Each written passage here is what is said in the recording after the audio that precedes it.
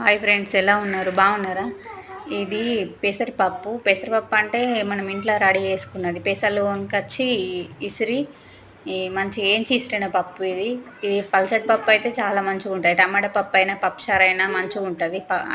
అట్లాంటి వీటికి యూజ్ చేసుకోవచ్చు. కానీ ఇక ఫ్రైగా మనం పొడిపప్పు కావాలంటే కొంచెం మెత్తగా తొందర ఉడుకుతుంది అన్నట్టు. అందుకోసమనే దీన్ని ఎక్కువ పొడిపప్పులకు వాడా నేను. పల్చటి పప్పుకు, పప్పుచారుకు, టమాటా పప్పుకు అయితేనే వాడతా. టేస్ట్ అయితే మంచిగా ఉంటుంది పల్చటి పప్పుకు.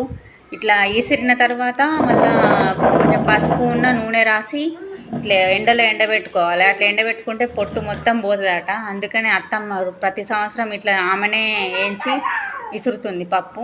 మంచిగా ఉంటుంది తినడానికి. చూసారు ఎంత మంచిగా ఉందో పప్పు. పప్పు అయితే మంచిగా బాగా టేస్ట్ ఉంటుంది.